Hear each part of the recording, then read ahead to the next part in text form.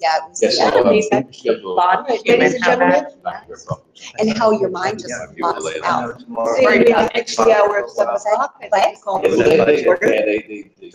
Meeting is called to order. I'm sorry. Okay. Sorry, I'm just chatting with the new guy. Thank you. Academic Standards meeting for April 12th, 2018. We'll take a moment to go around the table and introduce ourselves. Marianne McKee, School Board. Denise Brooks, School Board. Andy Block, School Board. Joe Hidalgo, School Board. Mark Dolan, Newtown Middle School. Keith Rapp, Music Coordinator. Barry Desko, Director of K-12 Education. Nancy Olson, Business Teacher, Council Rock North. Shyla Jackson, Business Department Coordinator. Sue Elliott, Assistant Superintendent. Matt Federickson, IT Director. Robert Berger, Superintendent. And Cassie, School Board. Thank you, everyone, for being with us tonight. We're going to have a presentation and discussion on 4 items.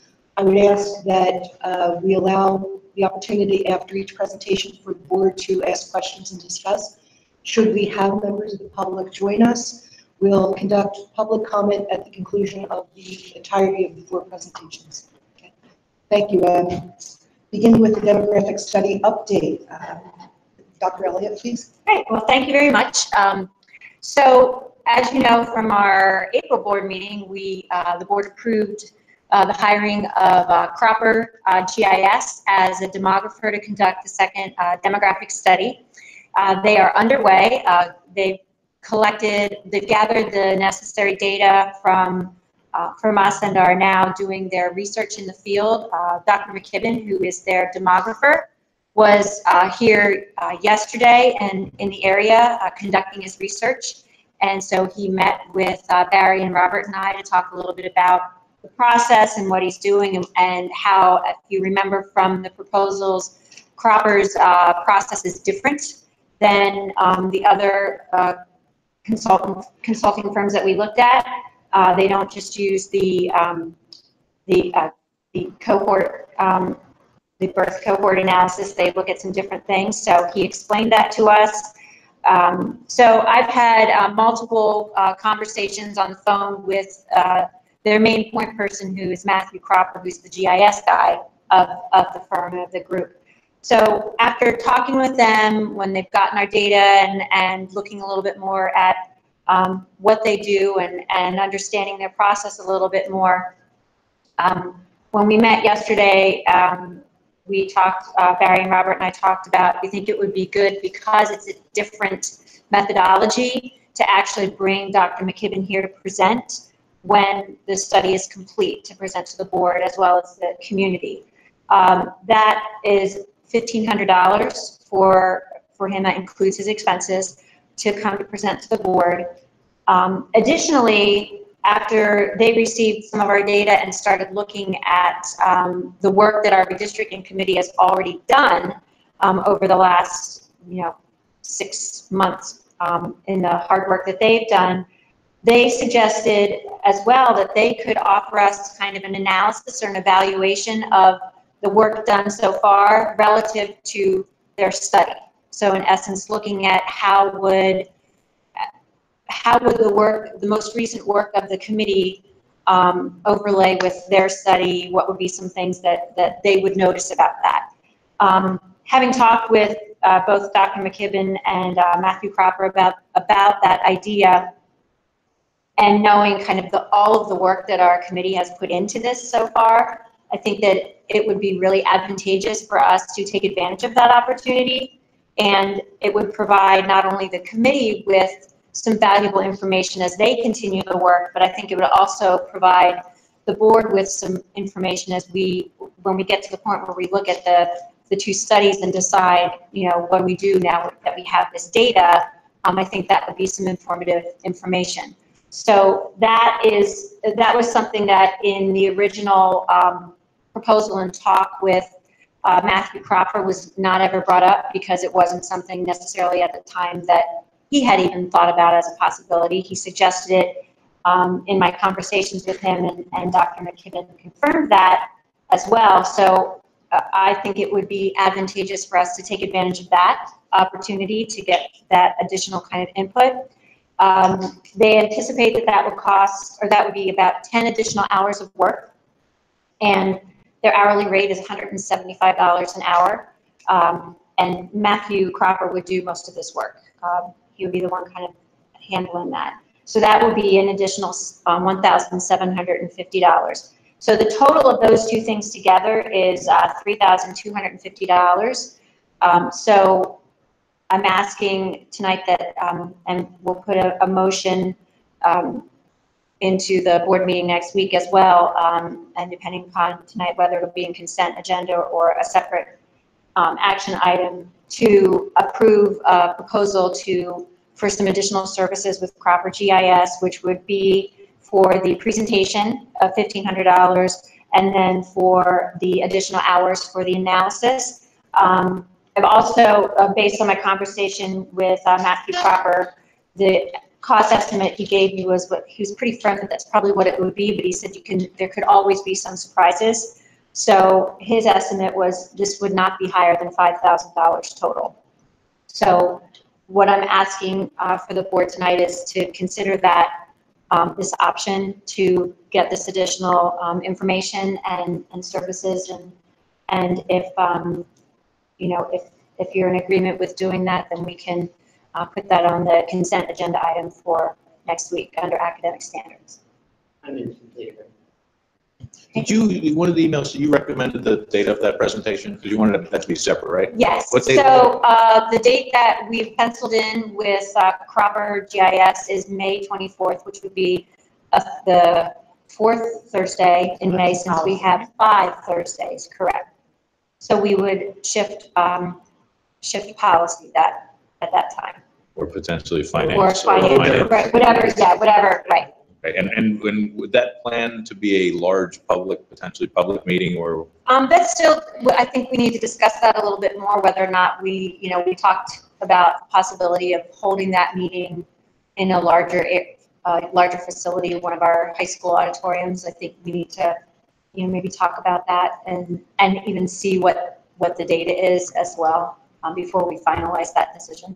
But I guess at that point, we'd be in a position to compare and contrast the data from the two different demographers. And if, let's just assume Cropper was so much better, we could put him out in front of the public and talk about why. And this is That's correct. So, okay. Yes. Okay. I'm good. Okay. I just need clarification. That analysis, doesn't that basically become of value if the data is inconsistent with Sundance? Or, because if the results come back and the Sundance and Cropper numbers are sort of similar, why would we need that? Am I missing something? No, I don't think you're No, missing anything. you're not. But it's not just the overall numbers, it's each of the 10 elementary schools, as well as the secondary schools. So the conversation we had with him yesterday is that the chances of all 10 of those being that similar are pretty remote. So in the off chance that they all come back identical or close to identical, you're right, I don't think that service would have any value whatsoever. Therefore, we would not have to do it. But again, I think the chances of that being the case is pretty remote. Right, but I mean, there's differences that may not, I think it's great. I'm just sort of mulling it in my head. The differences may not, there may be differences, but they may not be that great that it, I'm just thinking in terms of a time element and all of that. So I don't know. So you're basically asking for the commitment for that report regardless, because you're. For the analysis? Yeah. Yes. I feel like the public, the community would probably want us to go an extra step based on what we've been doing. That was our conversation. I feel like we have to see this through, and I'm not suggesting that that's the end, but I feel like we've gone back and said, and we have taken heed for a number of things. But I feel like we would be best served to see it all the way through. And I think it would just give us, when you look at across schools and trends, the comparison or the analysis of it's really analysis of the work that the committee has already done. So their most recent work that they've been processing through in February, which seems like it was very long ago, that's what they'll analyze and kind of look at relative to, okay, here's our study and here's what we've come up with in our study. How does that relate to the current plan that the committee has been processing and working with? To give the committee some information to help them think through their work too. So is that the plan, the plan that was released to the? No. This would be the most recent work that the committee was doing, but had not yet been released to the public because we were, waiting to, Yeah, that's good. Okay. Now, I agree with Kyle. I think there's value in seeing this through completely, and even if we do find that the numbers are consistent, then it validates those numbers that we were working with before, and using a different methodology and finding it to be the same is valuable, or should they find differently? That'll inform our decisions too. And these folks probably have more curb appeal than Sundance did. And might be able to help us with the actual redistricting in a more motivating way for the public. Maybe. I had a quick question. I'm the new guy, so apologize. Bear with me, please. What was the final cost of what we're up to so far with Proper? So the original proposal was $16,000 to do the demographic study, and this additional cost would be $3,250, so that would take us to $18,250. Reasonable. What I was thinking is, was there an offer to give us GIS, the information systems available to the school district for like a year or something like that with training? Or was that another? That was a different That's a demographer. different one, okay. So what if we want them to tweak something afterwards? Is it in the contract that we're able to get them to tweak some? It is not. Thing? Our contract with them was just for the demographic study. So that is something that, the board will need to determine after this is complete. What are our next steps? Do we continue, the work with Sundance and their GIS person who had developed a relationship with the committee and was working with them? Do we look to see what will be the cost associated with perhaps going with Cropper GIS to continue the work? And I think that's something that, in my recommendation, I don't feel comfortable making that decision at this point until we see some numbers and have a sense of what we need to do. We could go back to Sundance and ask them for further information, but we have to pay for any more consultation. Correct. Yes, we would. Okay. Yes. I Absolutely. think it's a good idea to have the presentation. Okay. Good. All right. Thank you. Appreciate that. What'd you say? So there's your consent agenda. Yeah. Thank you very much. It will be on consent. Okay. So with your permission, I'd like to, at the board meeting, put before you a contract with School Scheduling Associates. Dr. Robert Candiday is the head of that group. He is a retired professor from JMU, and I'm sorry, that's Dr. Michael Reddick. Dr. Candiday is currently a professor at University of Virginia, and they are the expert schedulers probably around the nation, certainly in the eastern U.S. And we're at a point where current high school schedule is probably about 40 years old and has seen very minimal change. I don't know if that's good or bad, it's just what it is. So we've had conversations at the board level where people have asked about block scheduling, about how do we create more, possibly more periods that would allow for more choice for students, more opportunities. We're beginning to build in PLCs that not only include the collaboration time, but also looking at intervention and enrichment time. So we think now is the time that we're having a sense of what we want in the school day. We should probably work with some expertise that would help us to define that. I don't know that it will even result in change. I mean, I think it's going to be a lot of committee work. It's going to involve, probably board members, teachers, community, others to get a sense of what this needs to be. And we'll follow the direction of the experts in how to manage that. They are extremely busy, so that's why I'm bringing it to you now. We started the conversation with them in December. At that point in time, their first available date was in early July. By the time we worked for the contract and got in front of Mr. Cox and came to an agreement on that, their first available date now is the end of July. So he has locked in 3 dates with us, July and December and January. And he believes that those 3 dates are what would be necessary, because there's work in between, obviously, to have us come to some conclusion about where to go. We do not anticipate building a different schedule in the 1920 school year. We would probably utilize the rest of that time to plan for and build, because any of these decisions could have contract implications, school day implications. We're all talking about the possibility, and we would be prepared to discuss with them about a later school day, build in all the things that have been part of the conversation and see where it takes us and what our priorities are as a school district for our high schools. Total contract would be $10,500 for all 3 of those. That's inclusive of all costs, travel, etc. And it's $250 an hour if we need any significant work beyond an hour from them in the off time. Again, he does not anticipate we would need that, so I'm just going to ask for the $10,500 for the contract terms. They work with Upper Dublin, Lower Moreland, Wissahickon, Quakertown, Penridge, a number of IUs in Pennsylvania. They work with the Pennsylvania Department of Education. I mean, if you look at their client list around the country, it's pretty extensive. They are the people that know scheduling. So, So what are those 3 dates? I don't, not like there is what a are the dates, contract, but so no, right but now- no, I'm not even, what, I don't understand, like, what, they come and they get like well, like, what are the milestones of, why does it make 3 meetings? Why does it, what are they doing in those? so the first thing he will do is, when we start a contract with them, is he will provide us preparation for his first visit here, which would be in July. What we need to be prepared to provide, some context by which we need to do it.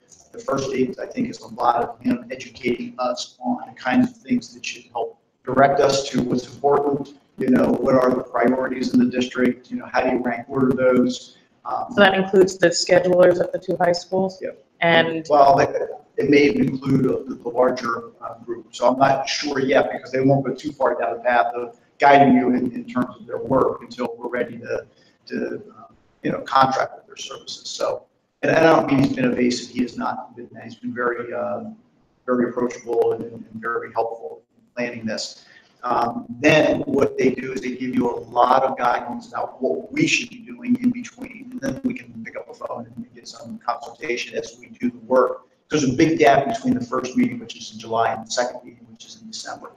So a lot of opportunity for us to vet the process and come to some conclusions, with them giving us, again, some guidance and direction as how to kind of continue to funnel down what we're looking for. And then him helping us at that end point to kind of build a schedule. They've given us access to a library. It was $100. And we were able to access the schedules they worked on. So we've gone in and taken a look at some of the work that they've done. As you can imagine, there's hundreds of different ways in which you can schedule high school, maybe more than that. I mean, it's an exhaustive list of schedules, because you can build a single schedule, or you can build a schedule and adapt it every day, every other day, every 5 days, etc. So there's a lot of possibilities. His primary work is helping us to identify the priorities, and then helping us to see how you can make a schedule include those priorities, and finding out what we currently have, because obviously you can't just make a complete shift. And he's going to help us to determine what costs are associated, what happens with staffing if you go from a 6-day schedule like we have now to a block schedule or a modified block. What happens if we add another period to the day? Our contract is very clear about teaching 5 classes at the high school. So do we have to adapt the contract? Do we have to add a teaching period? How much staff will be necessary to do it? So, and some of those things may be non-negotiable. When we find out that would be great, but we can't afford to make some of those changes. So he'll just guide us through this process to help to bring us to a point where we would have a high school schedule that includes what we find to be priorities for the district, as well as what we can afford. right, so really the key in that is of getting all different players aligned on those priorities. Because there's so many, and prioritizing the priorities and this and that. So I guess they sort of set the table on what to think about and so on, and then it's the internal work to figure out how that's established. Right, and I think for part of that time, he helps us to walk through that. But a lot of that work we've done on our own after they leave us. Right. Well, for me, long overdue. Couldn't be happier. Fantastic. Yes, I echo that, but I also want to ask a question because somebody else might ask it. Just bless you. These guys sound very accomplished. How did we land with them? Did we look at anybody else? Is there any reason why this should have or could have gone out to bid? There's very few people that do it to this degree and extent. Right. And when you ask anybody about scheduling, Dr. Reddy's name is the first one that jumps up. I mean, published in all of the professional journals, if you read Administrator Magazine, National Association of Secondary Principals, National Middle School Association, they are the go-to people. Great. And I love that. I would look to find a way to aggressively see how we can push our agenda forward around later start times for the high school with this. That would be part of it. So, and I also have some thoughts about kind of stakeholders in terms of our partners being teachers that we can talk about offline. Absolutely. So what we'll do is when we have that first contact with him, we'll get a sense of how we should be preparing. What a nice period of time to begin that conversation. Even get some input from the board and from our administrative team and teachers to get a sense of, what things we think need to be on that, in that at least initial conversation. And excuse me if I missed this, did you say this contract's been reviewed by our legal counsel? Yes. Great. Yes. And the target date for implementing schedule changes, what calendar year would you be looking at? Well, I guess there's two possibilities. If we end up with some minor changes, it's quite possible we could look to do that in the 1920 school year. If we end up with anything significant, you're probably at the very earliest looking for the 2021 school year. I mean, we couldn't finish in January and plan to go to a block schedule. We would just never be able to accomplish that. We would need time because you're going to have a lot of other conversations that have to take place to plan for that shift. And then you also have to plan for kids, because as you do that, what you have to phase in, when you can change immediately for incoming ninth grade class could look very different than what you need to do for a senior class that's exiting. I don't know how involved we're all going to be and whatever, but I would really like to see some updates along the way because I'm totally fascinated by this. And, just for your information, Jason Truskevich from Council Rock North and Al Funk from Council Rock South are going to be two of the leads in this conversation, along with myself and some other administrative staff. So we're the ones that will serve to talk to Dr. Reddick, plan and prepare for the work that needs to be done, et cetera. Would there be a place for the association in those discussions, since you predict there may be impact to either staffing or contractual issues? Would they have a seat? Yeah. Sounds like it's a long overdue, so I'm agreeing with the You volunteering for that? No, I just saw my calendar go. That's very good. Well, I could next week. So I'll have that on the agenda for Thursday night. Okay.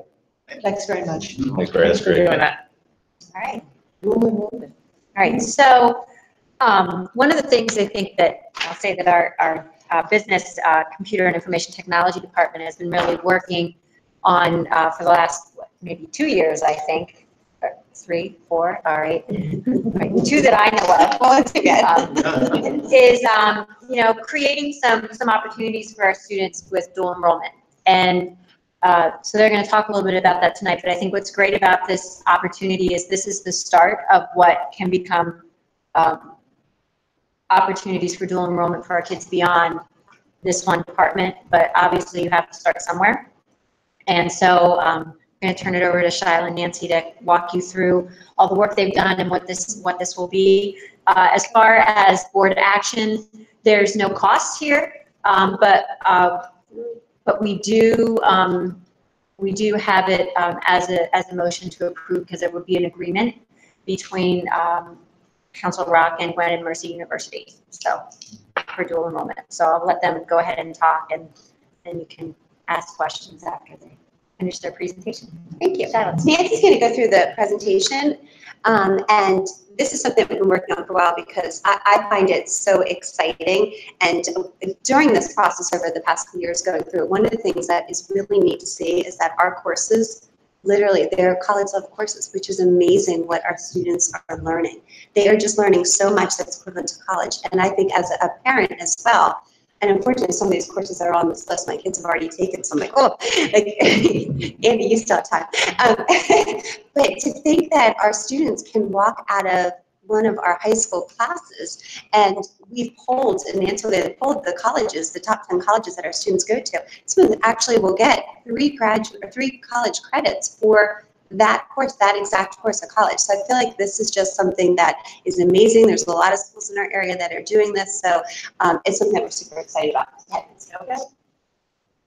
So the basic idea is that our students would enroll in our existing business courses. We have 3 courses that we're considering at the present time, which would be honors accounting, honors business management, and accelerated computers in college and careers. And we chose those courses because they met Gwendolyn Mercy's requirements, and we don't have to make any changes to our existing curriculum. We're already using the books that they use, so that kind of made it super easy for us. I was willing to do some little tweaks to our curriculum, but we didn't even have to do any tweaks to the curriculum. So that sort of worked out. The cost for the courses to the students would be $400 for the 3 credit courses. They'll be taught by our faculty in our schools. So the students don't have to leave campus. They just come to class like they normally would. They'll receive their credit toward high school, and then also the 3 credits from Gwinnett and a transcript from Gwinnett if they have a final grade of a C or better. So that's kind of the basic premise behind it. And it's optional, so a student would not, they don't have to do this. So they will be asked if you'd like to do this, and it's. How is that managed, the accounting of that? How do you? The teachers will do, they'll fill out a transcripts form, and teachers will collect them all. And then the teachers will send it in as one thing to the school. And, financially, if the schools, even Gwendolyn Mercy, we met with them, they were so nice. They were like, if the student needs to be on a payment plan or something, like they can work within those realms too. The students would contract directly with Gwendolyn Mercy. In the first 3 weeks of school, I believe it is, I think we have until the end of September, because in terms of moving in and out of classes, that's about the cutoff at the high schools for making changes. They would fill out, I believe it's an index card application to Gwendolyn Mercy University saying that they're interested in dual enrolling. Then they would write their check to Gwendolyn Mercy University. We collect the enrollment forms and the checks and send them to Gwinnett. Then we do what we do. We teach our courses, and the way that we teach them, we give our tests. We do not have to give Gwinnett's tests. And then at the end of the year, we submit our grades to Gwinnett as well as in our own system. And that's kind of it. So it's not even a burden from the teacher standpoint. I'm willing to take that on. That's not a whole lot of work for me to do in order to accomplish the goal. And then students at the end of the year, they can request transcripts from Gwendolyn Mercy, and they'll have their college credits on it. That's nice. In terms of the eligibility requirements for the students, there are 2 different levels. For us, our preference is for students to be enrolled in honors courses if they're going to dual enroll, so that they will stand the best chance of being successful with that. However, we are willing to look at students who are in accelerated courses depending on which ones they are. They have an A or a B. If they don't meet those 2 requirements, but they have some other factor that would lead us to believe they would be successful, then they would have the recommendation of the subject area faculty. In this case, it would be the business faculty, that it would be okay. But we really have to, from Gwinnett, they want us to be really sign off and say, we believe these students are going to be successful. So that's kind of our prerequisites in trying to determine who will be successful in the courses. Gwinnett Mercy's criteria, they want them to be making adequate progress toward graduation, demonstrated readiness for college level work, and they have to maintain a 3.0 out of 4.0 GPA and at least a C average for their dual enrollment courses. So they could get a C in that class and have a 2.5 and not get credit for the class that they pay $400 for. That would be their enrollment criteria. I'd have to ask them in terms of what would happen moving forward. I believe that's for their enrollment, but I will confirm. Yeah, I'd say. So like going into enrollment. Yeah, I can see somebody making an investment, be successful in a Oh, yeah, course no, I like wouldn't do this, that either. but then If they had not a get the credit. 3.0 to get in, they'd have to Oh. I don't even know if mathematically you could get. What is 2.9? That wouldn't I think The my, criteria to get into it. Yeah, that's And what once I you get understand. in, if you get Then a you C, get your- you get the right. credit. yeah, that's my understanding of it, is that, and if you get a D, you get a D, like that's, you know, you get a D in the course, and that's what's submitted to Gwen and Mercy. And this would go into effect in the fall? Mm. So Well, do you- not this No, fall. this fall, the next fall. yeah. Right, so then this is gonna be like in the program planning book and whatever, because I think that's gonna bring a lot more interest in those courses. Mhm. We have all that ready to go, and since it's online, it's, you know, not a difficult change to make.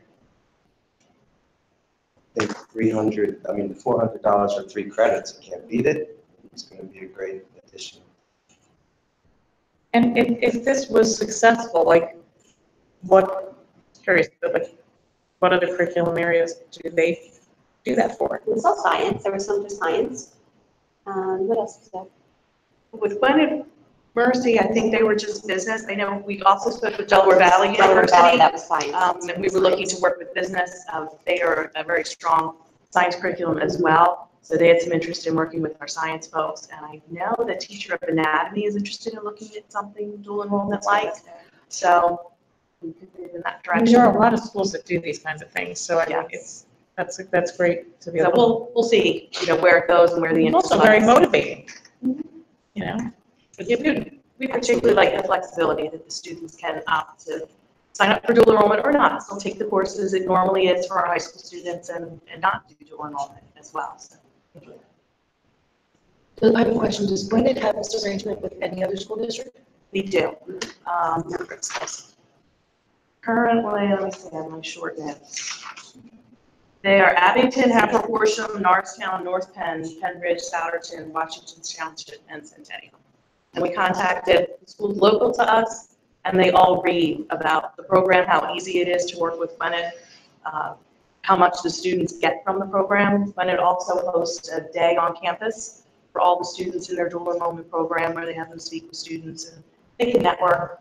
So we couldn't hear enough good things about it. Everyone's like, you should do it. It's a great program. Why wouldn't Okay. I mean, is there any downside? You started with no cost. Yes. I know, we started with the cost, I mean, I'm there's. sorry when he wasn't here to hear that. I mean, there's no, I can't think of any reason why. The only real downsides that you could see, it's a year-to-year agreement that you make with Gwinnett. So if at any point it's not in the best interest of Gwinnett or in our interest to do it, then the agreement would be canceled by either side. So that would be a potential downside to it if Gwinnett decides to back out on a year-to-year basis. And there's no minimum participation? No, there's not. The other potential issue is that in order for the Council Rock faculty to teach the courses, we need to have a master's degree. So if you have a change in staff, that could be an issue in terms of needing to, you know, make some arrangements if there's no longer a staff member at one of the high schools that meets Gwinnett's teaching requirements. Currently, all of the business teachers do meet their requirements and have been approved by Gwinnett to teach the courses. So right now, we're in good shape with that. The only other potential piece is, as with the AP credits, you have to really pay attention to what your colleges are planning on doing with it, whether or not they're going to accept the credits. So, you know, some schools don't accept any dual enrollment credits, like some don't accept any AP credits. Some will accept them as electives, and some accept them course for course. So you have to pay attention to your college when you're looking at That notation should probably appear in the program planning Yes, book too, absolutely. because, I mean, that's an issue even with AP tests too, right? So that this might be, you know, you may hone in on the 3 credits, you know, yay. and then it's like, oops, I paid $400 and right. my college won't take that. But it was amazing when I was calling all the colleges, and they obviously have had many calls like this because they were able to answer right away. Yep, this course is, you get full credit for this course you get 3 just general elective credits for this one, and you know, this one, no. So, I mean, they obviously get this question a lot because I would receive immediate feedback from it. And I was surprised by the number of schools. I thought going into it that it would be, okay, just 3 electives. 3 elective credits would be what most schools did, but I was surprised by the number of schools that would give you 3 credits for the actual course. So it counts as that course in college. Can we just clarify that one question Yes. though around the The GPA. GPA piece? Have it written down. Awesome, thanks, but I think this is great. Yeah. There are the 3 courses for now. It's possible by the time this goes into effect in, what is it, 20, 19, 20, it's 20. We made the Added Honors marketing to the list, but we were pretty firm going in that we didn't want this particular opportunity to sort of drive what we were doing with our curriculum, and it wasn't time for us to renew our textbook at that moment, but we will be redoing the textbook for that course in time for the 2020 school year, so we'll look at the textbook that Gwen is using. If we find that it's appropriate for us, then we might add marketing to this list as well. Because that would just be the normal cycle for us. The course has been already approved by Gwen, and though it's meeting their requirements. So we just need to accept the textbook. In terms of our next steps, it requires approval and concept from the school board, and then we can meet with Gwyneth. Gwyneth likes to do a site visit of our schools to make sure that our facilities are appropriate, and then we would finalize the agreement with Council Rock specifically in terms of what we would be doing. And then at that point, it's program planning book, and then we just launch the program from there. So in the board agenda, you'll see a template agreement with Gwinnett Mercy. So it doesn't have all the specifics for us yet, but it was a template that our solicitor had reviewed. And we'll, once we get that template complete with the right dates and things, we'll have the solicitor review it again before we sign it to make sure that everything seems okay with it. Great work. Awesome. Great, thank you. All right, actually, you can pass that down to Keith, and we're gonna load up the next agenda. Yes, you guys. Thank you. Thanks, Charlotte. Sure. So as I indicated in our the board memo that I sent you, part of what we've done in the district, what our music department has done is a full-scale evaluation of all of our pianos in the district. And as part of that evaluation, in looking at replacements and you know, really evaluating the quality of the instruments that we have in all of our schools, the focus tonight is on our soon to be completed newly renovated middle schools, which will have larger auditoriums and in the space needing an instrument that can project and handle the large space. So Keith and Mark are actually going to present a proposal for 2 grand pianos, one in each of the 2 middle schools. And we are, you know, in the process as administration right now, looking at prioritizing in the budget and things, because we know we need to continue to look at our budget.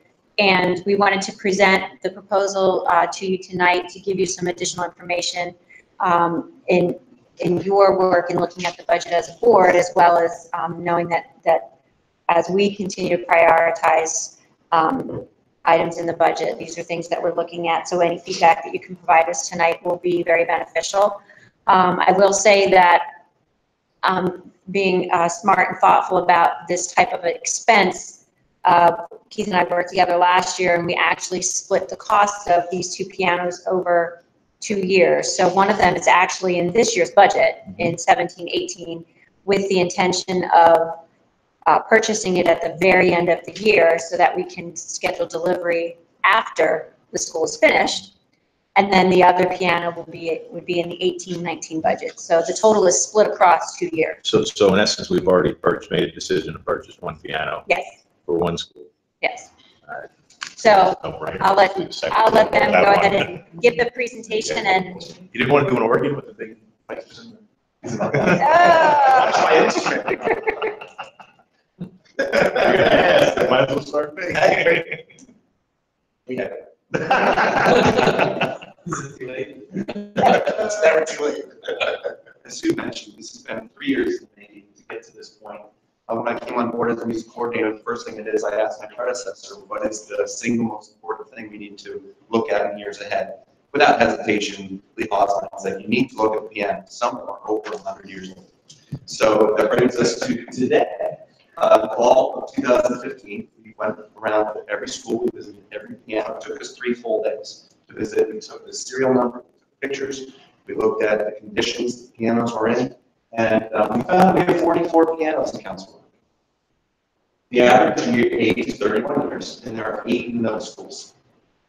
So what we would like to do is we'd like to upgrade our inventory over the next 5 years. This will not happen overnight. And over that time, we'd like to reduce the number of pianos that we currently have. Some of them are not even being used, they're in hallways and closets, and we'd like to remove them to reduce the total count. Results of the study showed that some of our pianos date back to 1910. Some of them we could not find serial numbers, and they're presumed to be older than 1910. Are they worth anything? No, They they can't no value. Nobody wants them and they cost them and they take them away. Right. Now, in 1990, Carol Barrows went ahead and bought 19 pianos. She saw that there was a need in the district, and you can see the spike on the chart that 19 pianos were purchased in the 1990s. Yeah, the elementary schools. We move along, we look at the middle school pianos. We found 7 in the middle school. 7 were rated in poor condition, which means the cost to repair them outweighs the worth of the instrument. They could not even be repaired on site. Luckily, one was in excellent condition. It's at Newtown Middle School, it was purchased in 2012. At Richboro Middle School, there were 2 Steinway pianos that are worn out. For the purpose of this conversation, since Richboro is closing, we're focusing on Holland and Newtown Middle School. At Holland, they had 5 pianos. There is a new piano that has been purchased in 2016, and the other 4 date back to 1966. There's 2 1976 and 1 1990, all of which have been worn out. It's an institutional setting. They've been used every day for many years. So at Newtown Middle School, that is our oldest instrument, dating back to 1916, and it needs to be replaced. We do have one, we consider it new, from 2012, upright piano that is in excellent condition that will be moving to the new Newtown Middle School. What we'd like to propose is that we're looking for 1 granite piano for each middle school. We realize that pianos in a house last much longer than they do in a school setting. A lot of that has to do with humidity, temperature, and wear and tear, daily use. The average lifespan of a vertical piano is 20 to 25 years. We feel that the grand piano is the most important piece of equipment that we own. It is used by our students on a daily basis, choirs, the orchestras, the bands. We have students come in from all 10 elementary schools for the district elementary choral program, and it benefits all 10 elementary schools in both band and orchestra, which rehearse at the middle schools. We also host countywide festivals called the Bucks County Music Educators Association, where students from 14 school districts, Bucks County, will benefit from the purchase of these pianos. We did look at Steinway, we looked at the Yamaha, we looked at all. We went to an actual piano store and we tried them. We looked at the cost, we looked at the longevity, we looked at how they hold up over time as a tool for learning. We did our due diligence. We went out and we looked at the average lifespan of instruments. Some of these instruments at a lower cost will last half the time of the Steinway B. We found that you pay a little bit more now, but you get more, and it'll last, and you'll never have to replace this instrument. Now, the cost to restore a Steinway B after 50 years, that would be the entire instrument inside and out. Most times you don't have to replace the outside of the instrument. It would just be the inside, the action, regulation, the pin block, and soundboard. The Yamaha C6 came in at a price of nearly half the Steinway B, but it only lasts half as long. We would like to purchase a piano for the long term, do it one time. We're looking for a 50-year solution. We feel purchasing the Steinway is a better use of our funds over time. We feel the other pianos have shorter life and do not maintain their value. We find the Steinway is least expensive when considering replacement cost and residual value. The other pianos on the chart, when we inquire about restoring, piano companies do not restore those instruments because it's certainly not worth the money to do so. So after 25 years, you get rid of it and you buy a new one. So we find that with the Steinway B, it's serviceable. Even after 100 years, parts are still readily available to service these pianos. So can I just ask you a question while we're there? So what makes that piano, how's it constructed differently that makes it last so much longer, that helps it maintain its value? 'Cause I'm looking at that, and I'm thinking of it like a car. It's You a know, wonderful I question. could have 2 new cars Yes. over the span of 20 years, Yeah. and change it if I wanted to, and pay slightly less or that's about the same versus having one that I'm stuck with forever, even though it might be really, really nice. We have the same question. Yes, I'm curious why you have it. Steinway takes about a year to make. It's made by hand in New York City. It takes 6 people. That's what they work on that whole year. The Boston and Yamaha made in Japan are mass produced and not using the same materials. And they are designed to be at that price point. They're not the same level of quality. So you think you're getting a more consistent experience for all 50 years versus an experience on the other one that goes like this and then like this on your second? Absolutely. One of the real curious situations that happens with instruments that are manufactured overseas is our inability to ensure that they were made with American materials. And the reason that that's important is because the trees we have in this country are here and they are accustomed to this climate, and they're going to continue to live even as a piano in this climate. And if you have a piano that's constructed in Asia and they use their local materials where it's more of a tropical environment, and they come here where it's so much drier, and rock will shrink right up. The piano will never hold a tune, and becomes and there's really no controls to really know that for sure. And this happens. Young Chang is and they're not listed, but that's a brand where this has been a common problem, and it really put them out of business trying to create a market in America. And Steinway, you know, they're American born. Something that Keith mentioned that doesn't really read in the chart, the lifespan numbers that are there reflect sort of a perfect case scenario. You know, no one ever drops a cell phone inside and tries to reach it with a coat hanger, which did happen this year. And in a school environment, we want to know that if someone does drop that cell phone in the piano and retrieves it with a coat hanger and something is broken, that we can have it repaired for a couple $100 that we did with our son at Newtown Middle School this year, as opposed to realizing we have to throw it out because action parts aren't available for a Yamaha for certain years. It's both planned obsolescence, and it's also just by design, you know, and some of these companies just don't last long. Baldwin is a beautiful American company that was started with the Baldwin and Counts Rock North. It's a beautiful piano. I used to play it all the time, and that company no longer exists, which is unfortunate because it would have been a really great candidate for being rebuilt by the Baldwin company. But that's no longer available to us. That's the North's issue right now, I guess. Great. We have the Model B purely because of the size of the auditorium. The 600 plus seat auditorium would require a 7-foot instrument to project to the back of the room. We also did sound projection and sound absorption, just people sitting in auditorium seats absorb sound. Plus requires a quite large classroom. There are sometimes over 140 students. So we're looking for an instrument that will support that size for us. We find that Steinway has a beautiful sound. It is highly responsive when we play it. It is very durable, and it will last for at least 50 years, if longer. And if I could interject with Keith too, when we were looking at size, we felt that B, which is roughly 7 feet length, would be the smallest minimum that we could handle. I mean, ideally, the 9-foot would really be like for those 2 spaces, but we also have to be realistic, you know, with what the daily needs are. Just out of curiosity, what's the difference in cost for 2 feet? For the 9, pushing over, yeah, it'll break $100,000. We'll go just over 100. The 9, we have 9-foots that are high schools, 9-foot size pianos. And again, I kind of approached it, you know, he says, well, what's the minimum size? You know, we have to think about what is middle school. And, but we want something that's going to serve our needs. And I said, well, minimum, the B would do it, the 7 foot.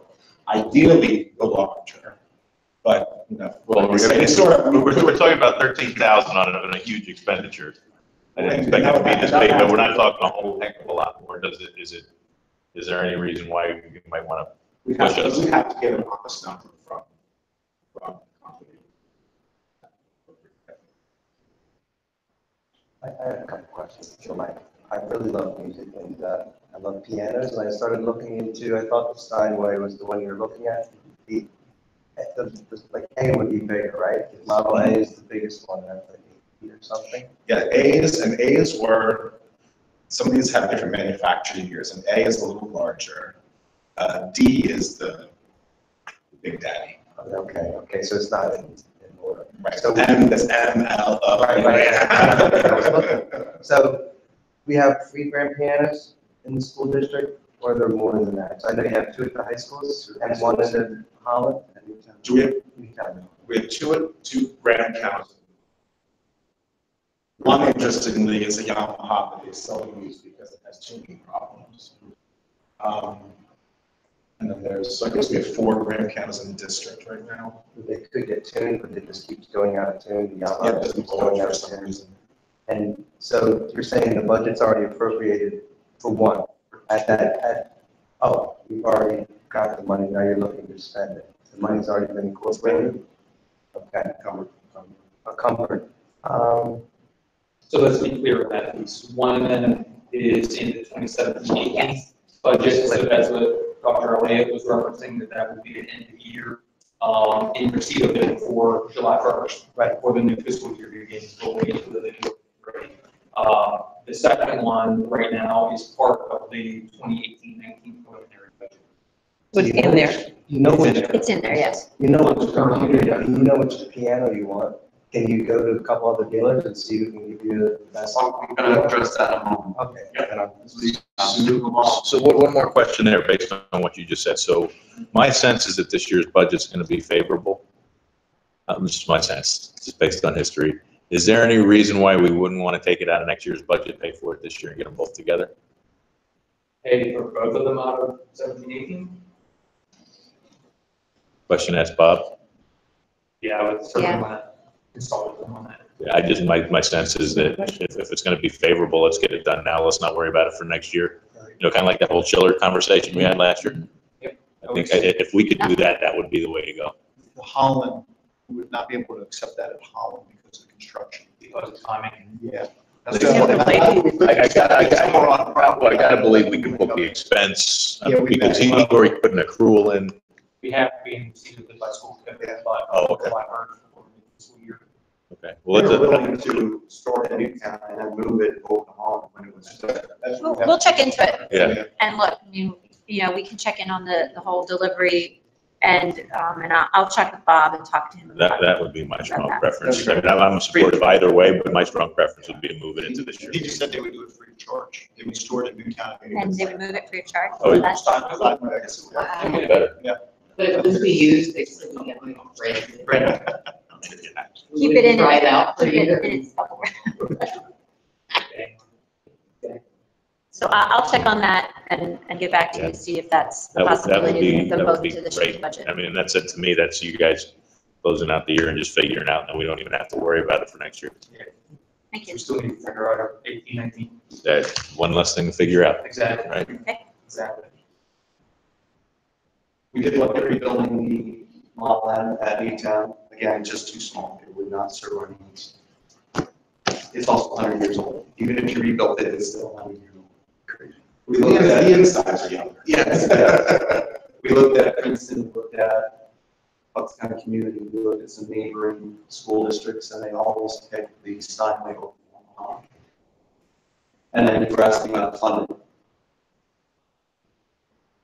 And we actually even completed the bid process that will come for the finance committee next week. So Jacobs Music won the bid, and the final price was $84,000. Came $3,000 under budget for a institutional discount of over $25,000 per instrument. That slide represents the cost of the school district. If you were to walk into a piano store today, it would retail at $108,000. Plus tax. But it's gonna last 100 years. We'll have this and be able to rebuild it and service it. And that's why we have one that's over 100, because it's been in service. We want a piano that will last. We don't want to come back in 10 years and say, oops. We want to make sure that we make a decision that will work for our concerts, assemblies, musicals, and our community. We're looking for an instrument that can withstand the daily use and institutional setting for our students and faculty.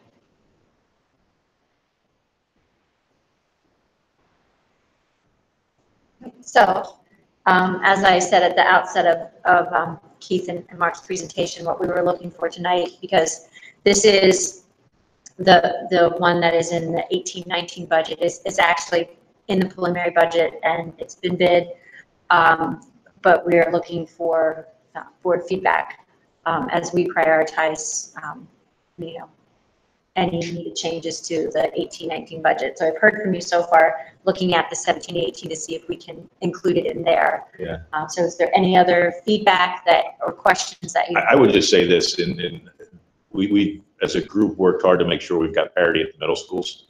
So I think it's important that we do this regardless, but I have to believe that we're going to show at least $90,000 of favorability in the budget, and you guys can put that next year. I'd be shocked if we couldn't. No, I mean, I'd literally be shocked. So to me, this is an absolute no-brainer. Get it now, put it in this year's budget, and get them both up and running.